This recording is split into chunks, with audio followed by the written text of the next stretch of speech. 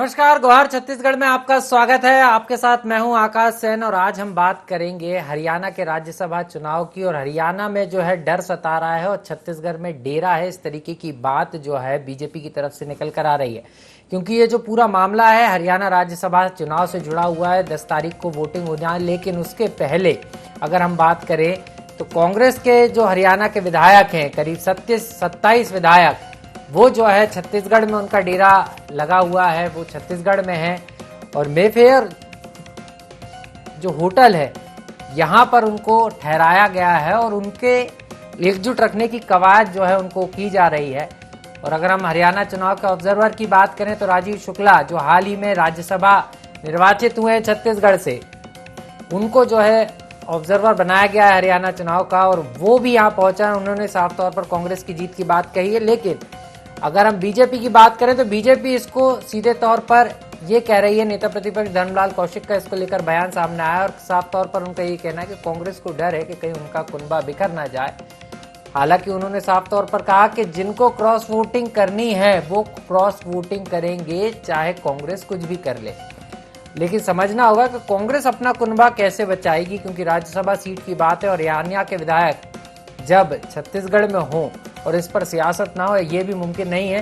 क्या कहना है इसको लेकर बीजेपी और कांग्रेस का, और क्या ये कांग्रेस का डर है या कांग्रेस की रणनीति, इसको भी समझने की कोशिश करेंगे। लेकिन सबसे पहले सुन लेते हैं क्या कुछ कहना है बीजेपी और कांग्रेस का। जिस प्रकार से कांग्रेस के नेतृत्व को या कांग्रेस के नेताओं को अपने विधायक के ऊपर में भरोसा नहीं है और विश्वास खो चुके हैं, इसलिए उनको जनप्रतिनिधियों के ऊपर भरोसा नहीं है और जनप्रतिनिधि को अपनी पार्टी के ऊपर भी भरोसा नहीं है, भयभीत हैं। और उसके कारण में यहाँ पर्यटन कराने के लिए लाए हुए हैं। राज्य सरकार एक तरफ विकास कार्यों के लिए मैचिंग ग्रांट के लिए राशि नहीं दे पाती, लेकिन फिजूल खर्चे के लिए राज्य सरकार के पास में काफ़ी पैसा है। लेकिन मुझे जो लगता है कि यहाँ लाने से इन्हें कोई फ़ायदा होने वाला है, मुझे नहीं लगता कि कुछ होगा। जो यदि ठान लिए हैं कि क्रॉस वोटिंग करेंगे तो क्रॉस वोटिंग होगा, लेकिन उसके बाद भी जिस प्रकार से उनको ले आना, उसके बाद में उनको फिर प्रभारी नियुक्त किया जाना, एक प्रकार से कांग्रेस पूरे देश में अपनी विश्वसनीयता खो चुकी है। माननीय नेता प्रतिपक्ष जी जिस भाषा का उपयोग कर रहे हैं, ये भाषा तो समझ लीजिए केंद्रीय गृह मंत्री अमित शाह जी की भाषा है। अब अमित शाह जी से माननीय नेता प्रतिपक्ष जी की क्या बात हुई है, ये उनके स्टेटमेंट से साबित हो रहा है कि तोड़ फोड़ और षड्यंत्र की राजनीति करने में माहिर लोग अभी भी लगे हुए हैं। लेकिन उनका दुर्भाग्य होगा, छत्तीसगढ़ में जो माननीय विधायकगण मौजूद हैं, उनके साथ भारतीय जनता पार्टी के किसी भी प्रकार का षड्यंत्र वो करना चाहेंगे तो उसका जवाब दिया जाएगा। तो सीधे तौर पर रविंद्र चौबे, जो छत्तीसगढ़ सरकार के कृषि मंत्री हैं, सरकार के प्रवक्ता भी हैं, साफ तौर पर कह रहे हैं कि हरियाणा के जो कांग्रेस के विधायक हैं वो छत्तीसगढ़ में मौजूद है और उनके साथ किसी भी तरीके से बीजेपी संपर्क करने की कोशिश करेगी तो उसमें बीजेपी कामयाब नहीं होगी। और इसी पर चर्चा करेंगे, क्योंकि हरियाणा के रण की बात है, राज्यसभा का रण है, लेकिन इसको लेकर कांग्रेस डरी हुई है, इस तरीके की बात बीजेपी कह रही है। लेकिन छत्तीसगढ़ में डेरा है और इसी को लेकर सियासत गर्म है छत्तीसगढ़ में।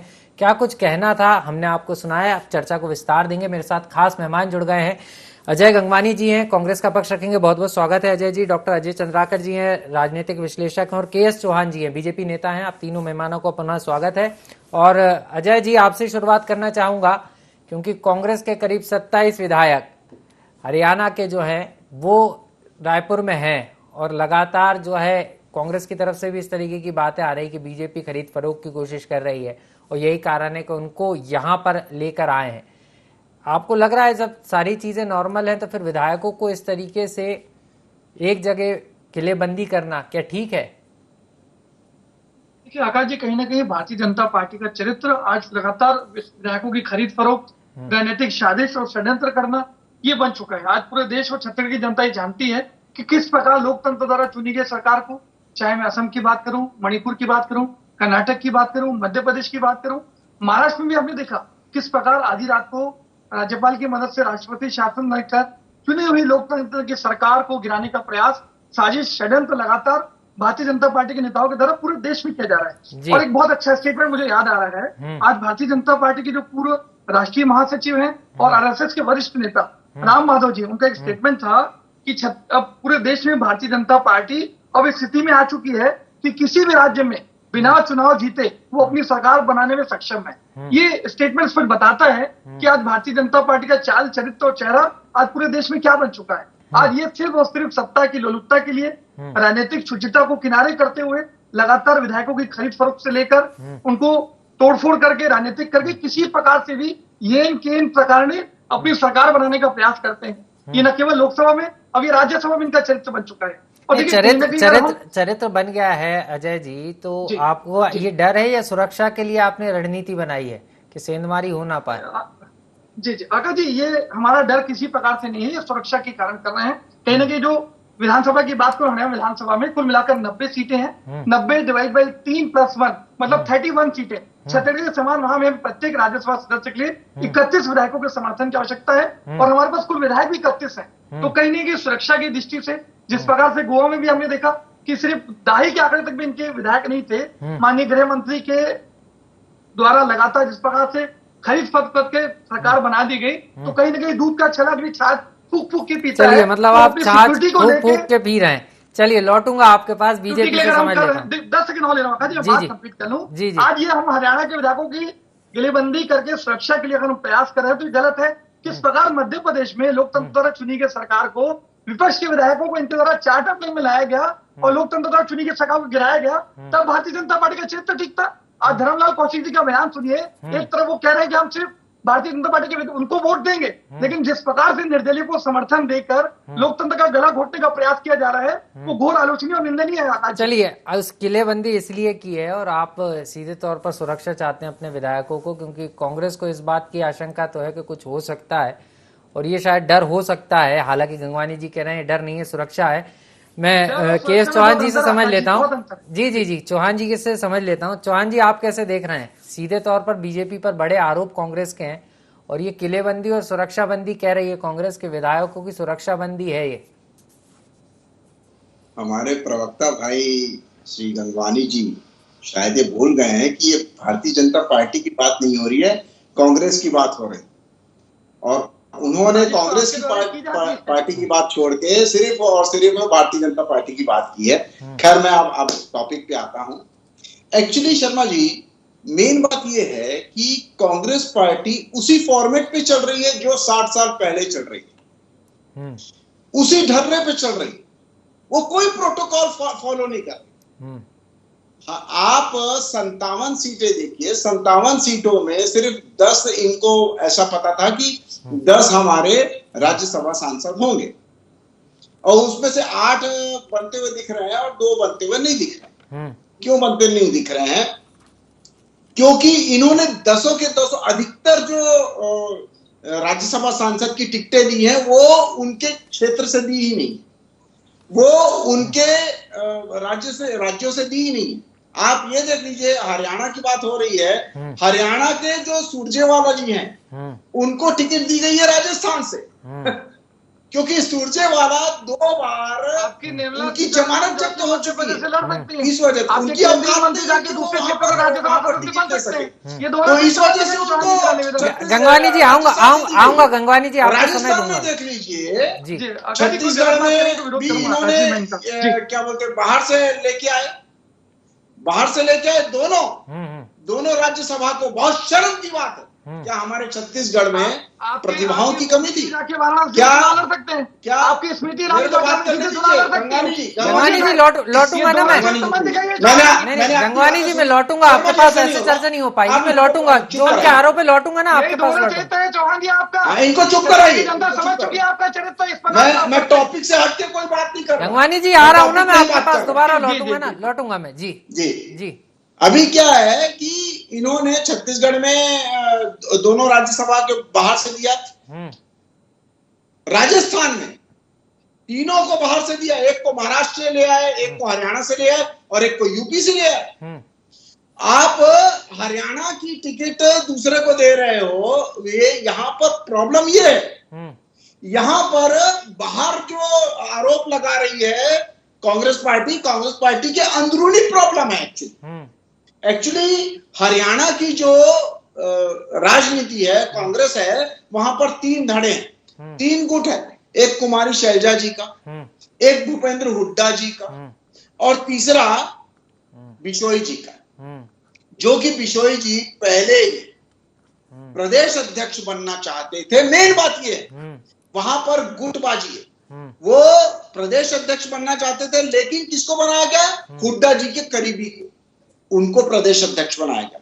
वहां से प्रॉब्लम चालू हुई। इनका जो चिंतन शिविर था, वहां पर भी बिशोई जी गए नहीं। तो मतलब आपको एक चीज समझना चाह रहा चौहान जी, आपको कांग्रेस की चिंता तो समझ में आ गई, ये चिंता कांग्रेस को नहीं लग रही कि है, और इसी का डर है क्योंकि आप कांग्रेस की चिंता कर रहे हैं और इसीलिए कांग्रेस को डर है कि आपको सारी चीजें पता है। तो क्या आप उम्मीद में हैं कि क्रॉस वोटिंग का फायदा बीजेपी को मिल सकता है?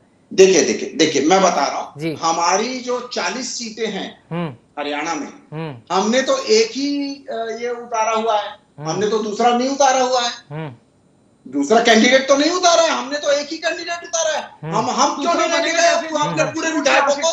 40 वोट है और हमने नजरबंद क्यों नहीं किया? आप इतने वरिष्ठ प्रवक्ता होने के बाद इस प्रकार की बातें, क्योंकि बीजेपी के नेताओं को पता हो कि विश्वास है, समर्थन चाहिए, लेकिन कांग्रेस के नेताओं को कांग्रेस पे विश्वास नहीं है, और कांग्रेस के विश्वास खो भी दिया है। जिस हिसाब से पार्टी चल रही है, विश्वास खोया है कि नहीं खोया है सर, ये तो आगामी समय में पता चलेगा। लौटूंगा आपके पास चौहान सर, लौटूंगा आपके पास। आपने अपनी बात रखी, लेकिन राजनीतिक विश्लेषक डॉक्टर अजय चंद्राकर जी मेरे साथ मौजूद हैं।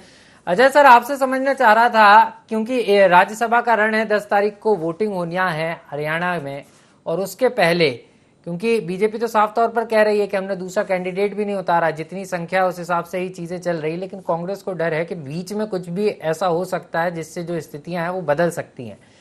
तो आपको लग रहा है कि ऐसी स्थिति है, क्योंकि 27 से ज्यादा विधायक रायपुर में लगातार डेरा बनाए हुए हैं और माना जा रहा है 10 तारीख तक वो यहाँ रहेंगे, तो इसको लेकर सियासत भी है। लेकिन हरियाणा में किस तरीके की स्थिति पाते हैं और छत्तीसगढ़ में इसका कितना असर होगा, मैं आपसे समझना चाहूंगा। जी आकाश जी, अगर हम फेडरल स्टेट में 1967 के बाद का जो भी डाटा है उसका अध्ययन करें जी, तो हरियाणा के बारे में पर्टिकुलर ये कहा जाता था कि हरियाणा में 3 ही लाल पैदा हुए, देवीलाल, भजनलाल और बंसीलाल जी, और तीनों का इतिहास रहा है जिस तरह से दल बदल का। और जब दल बदल कानून भारत में आ गई, तो दल बदल कानून के क्रियान्वयन होने के बाद और 356 का उपयोग पहले होता था, उसमें अब कमी दिखाई देती है, तो इसका रूप बदल गया है। और ये 2 जगह संघर्ष दिख रहा है इस सिस्टम में, और वो दिख रहा है, पहला है कि विधानसभा में किसी दल को बहुमत मिलती है, लेकिन उसको सरकार बनाने से कैसे रोका जाए। चाहे महाराष्ट्र आघाड़ी पार्टी जिस तरह से संघर्ष की, या फिर बहुत पहले आपको याद होगा गुजरात में ही शंकर सिंह बघेला इसी तरह से अपने विधायकों को लेकर के गए थे और बीजेपी में पहली बार फाड़ हुई थी। तो इसी तरह से हम अभी लेटेस्ट कुछ वर्षों में देखे, जिसका जिक्र अजय गंगवानी जी उन स्टेट का कर रहे थे, लेकिन इनके पीछे भी अगर जाएंगे हम तो उस मध्य प्रदेश की बात करेंगे जब विजया राजेश सिंधिया जी होती थी, संबित सरकार बना था, तो ये दौर काफी पुराना है। लेकिन यहाँ पर मूल बात यह है कि राज्यसभा के मसले के ऊपर कांग्रेस कुछ भी कहे कि हम प्रशिक्षण के लिए बुलाए हैं, वो एक आवरण हो सकता है, लेकिन अपने विधायकों को सेफ रखने का और अपने प्रत्याशियों के पक्ष में वोटिंग करने का है। अब बात यह आती है कि विधायक का तो मतलब होता है भारतीय संविधान के अनुसार सकारात्मक, लेकिन विधायकों के ऊपर इतना संदेह क्यों हो रहा है? हम अपने ही पूर्ववर्ती राज्य मध्य प्रदेश को देखें, जब पहले शिवराज जी बोलते थे कि सरकार हम ही बनाएंगे, लेकिन लाल कृष्ण आडवाणी जी का एक स्टेटमेंट जिसके कारण से शिवराज जी को मुख्यमंत्री पद से कुछ समय के लिए अलग किया गया, और जिसके कारण से बाद में फिर जिस माधवराव सिंधिया के सुपुत्र के साथ उनका 36 का आंकड़ा था, उसके साथ किस तरह से हुआ, तो आज धन बल का, या फिर हम कह सकते हैं कि सत्ता का, या फिर हम कह सकते हैं कि भारतीय राजनीति आज के जमाने में आदर्श को छोड़ करके, मूल्य को छोड़ करके कंप्लीट यथार्थ की राजनीति हो गई है, और एकमात्र उद्देश्य है जो भी पद हम चाहें वो हासिल करें, सत्ता में हम रहें। निश्चित रूप से सर, और यही राजनीतिक लालसा है कि हमने देखा है कई राज्यों में इसके परिणाम बदलते हुए नजर आए। जो सत्ता में सरकारें थी वो गिर गईं और दूसरी पार्टी ने, विपक्ष ने सरकार बना ली। और यही कारण है कि कांग्रेस इसको लेकर न सिर्फ चिंतित है बल्कि सेफ प्लान खेल रही है। अजय गंगवानी जी हमारे साथ लगातार बने हुए हैं। गंगवानी जी, आप बीजेपी के आरोपों का जवाब भी दीजिएगा, लेकिन सवाल ये है, क्या ये सिर्फ सेफ गेम है या कहानी कुछ और है? क्योंकि बीजेपी तो ये भी कह रही है ना कि हमारे पास तो जितनी संख्या है उसी आधार पर हमने एक कैंडिडेट उतारा है। तो ये तो साफ समझ में आ रहा है कि जब एक ही कैंडिडेट उतरा है तो सेफ गेम है, लेकिन उसके बावजूद ऐसी क्या जरूरत पड़ रही है कि विधायकों को यहाँ पर लेकर आना पड़ रहा है? क्योंकि आप इस बात को भी कह रहे हैं कि बीजेपी कुछ भी कर सकती है, तो दूसरी चीज कौन सी है जिस बात को लेकर आप सेफ गेम खेल रहे हैं या विधायकों को सेव कर रहे हैं?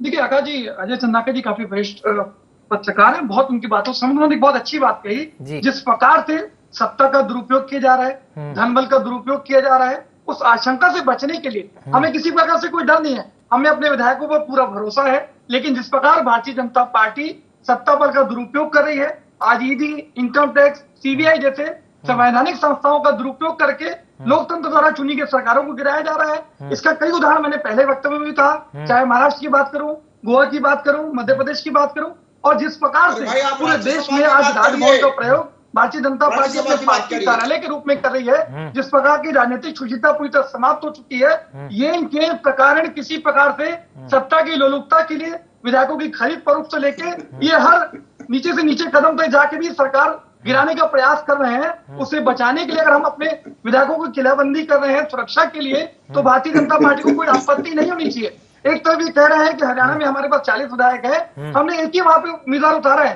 क्योंकि दूसरे उम्मीदवार की इनके पास संख्या भी नहीं है। 31 विधायकों की जरूरत है और इनके पास 40 विधायक है, लेकिन कहीं ना कहीं इनकी राजनीति अधोरत से इस बात से दिखता है कि वहां के जो निर्दलीय प्रत्याशी कार्तिकेय शर्मा, उनको ये कहीं ना कहीं समर्थन देने का प्रयास पर्दे के पीछे कर रहा है। कहीं ना कहीं इनको कांग्रेस की जो सदस्य चुना जाना है उससे डर है, क्योंकि लोकतंत्र में जो आवाज उठाने की ताकत है वो कांग्रेस पार्टी के पास है। तो इनके द्वारा जो साजिश और षड्यंत्र रचा जा रहा है कि जो निर्दलीय प्रत्याशी को समर्थन करके कांग्रेस प्रत्याशी को जीतने न दिया जाए, और उससे बचने के लिए हमारे मुख्यमंत्री जी को मुख्य ऑब्जर्वर बनाया जाता है।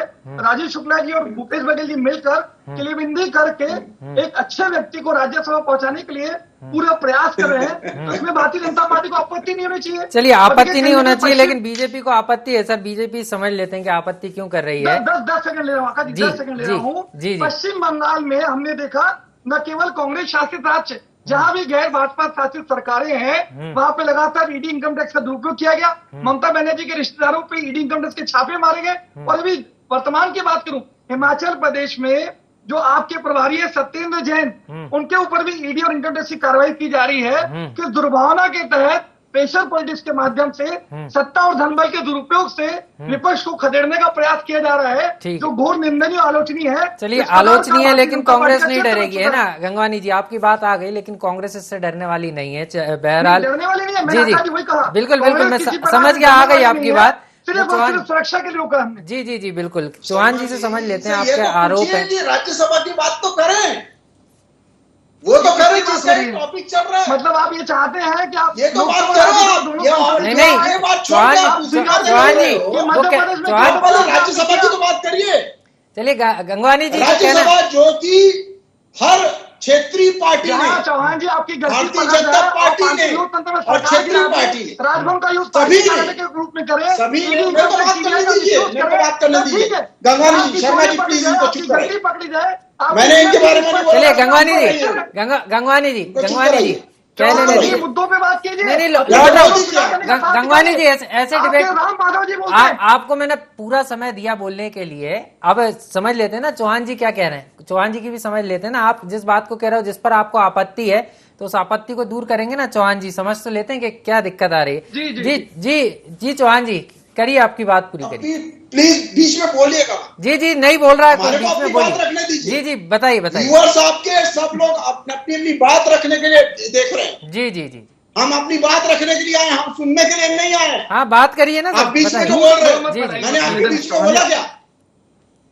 जी बिल्कुल, गंगवानी जी के पास मैं लौटूंगा, वो संयम रखेंगे। आप बताइए। जी मैं ये बोलना चाह रहा हूं जी कि भारतीय जनता पार्टी या कोई भी क्षेत्रीय पार्टी ने अपने जगह से, अपनी राज्यों से अपने कैंडिडेट उतारे, लेकिन ये एक ऐसी पार्टी है कांग्रेस पार्टी जिन्होंने 10 में से अधिकतर जो कैंडिडेट थे वो बाहर से उतारे। ये मेन प्रॉब्लम है। कांग्रेस पार्टी सिर्फ और सिर्फ चाटुकारिता लोगों को ही टिकट देती है, और ये जो आप 10 लोगों देखेंगे ना, जो 10 लोग गए वो पूरे के पूरे प्रियंका गांधी जी के करीबी हैं। अब मैं आ जाता हूं कि प्रॉब्लम कांग्रेस पार्टी में अंदर है, अंदर प्रॉब्लम है, बाहर प्रॉब्लम नहीं है। आज आप उसको टिकट नहीं देंगे जो कि जिसने जिंदगी अपनी गंवा दी, उसको प्रदेश अध्यक्ष नहीं बनाया आपने, उसके कारण ये सब चीजें हो रही है। नहीं, वो चीजें तो हो रही है। चौहान जी आपकी बात समझ गया। चौहान जी मैं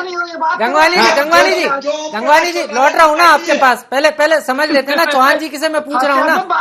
नहीं, मैं पूछ रहा हूँ ना, एक सेकंड लौटूंगा आपके पास।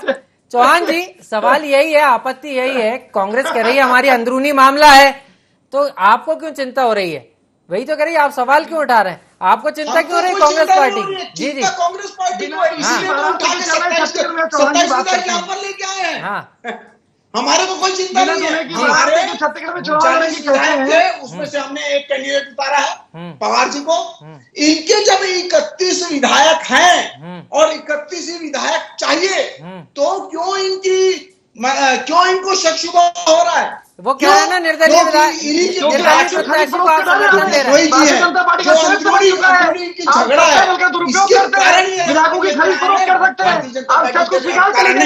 भारतीय जनता पार्टी को कोई लेना देना नहीं है। एक उन्होंने अपना कैंडिडेट उतार दिया, शर्मा जी उतरे नहीं है, कृष्णकांत शर्मा जी उतरे और इस बात का जवाब देना चाहिए आकाश जी को। चलिए अब माकन जी को यहाँ पर उतार दिया है, तो वो कांग्रेस पार्टी के जो विधायक हैं उनको मीडिया के माध्यम से दिख रहा है कि निर्दलीय समझ लेते हैं दोनों थोड़ा। चौहान जी ये देखना था कि आज हरियाणा का ही आदमी अगर आपने तकनीकी जानकारी चलिए स्थिति कुछ और होती। लौट रहा हूँ हम कार्यक्रम के अंतिम बेला में। आप दोनों थोड़ा संयम रखिए। डॉक्टर अजय चंद्राकर जी हमारे साथ लगातार बने हुए। चौहान जी आ गई आपकी बात। आप जिस बात की चिंता कर रहे हैं, कांग्रेस पार्टी की चिंता कर रहे हैं, आ गई आपकी बात।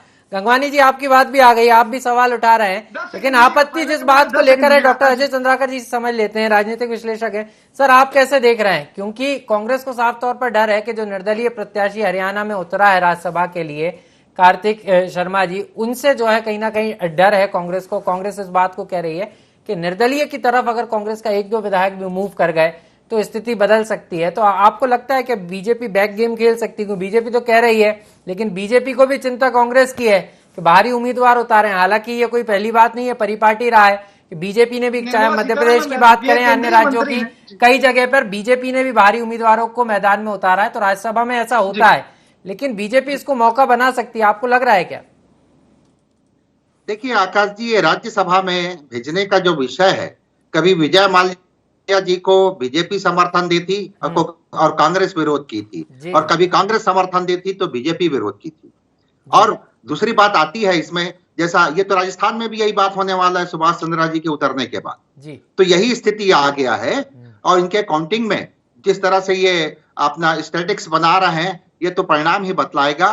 लेकिन इसी का तो जो निर्दलीय विधायक हैं, या फिर जो कह सकते हैं कि धन से आकर्षित होने वाले विधायक हैं, वो तो फिर अपने निजी स्वार्थ में आ जाते हैं। जैसा कि नेता प्रतिपक्ष का कहना था कि जनप्रतिनिधियों पर भरोसा नहीं और जनप्रतिनिधियों को पार्टी पर नहीं। तो विजय राजे, अभी कुछ दिन पहले नड्डा जी एक बैठक बुलाए थे दिल्ली में, वसुंधरा राजे जी गई थी, और वसुंधरा राजे जी के पसंद के पदाधिकारियों को वहां संगठन में नहीं मिला है, तो उस बैठक का वो बहिष्कार करके आ गई। तो क्या वो पार्टी का विरोध कर रही थी एक जनप्रतिनिधि के रूप में? यही बात कांग्रेस में देखे, गहलोत और पायलट दोनों जिस तरह से अपने अपने समर्थक विधायकों को लेकर के गए थे, तो सत्ता में अब निजी हित के साथ ही साथ यथार्थ की राजनीति ज्यादा दिखाई देती है आकाश जी। और निश्चित रूप से अपने पार्टी का, चाहे बीजेपी हो, कांग्रेस हो या क्षेत्रीय दल हो, अपने जो एम रखते हैं, हम अपना प्रत्याशी डिक्लेयर करते हैं, उनके लामबंदी के लिए जितना अथक प्रयास कर सकते हैं वो करते हैं।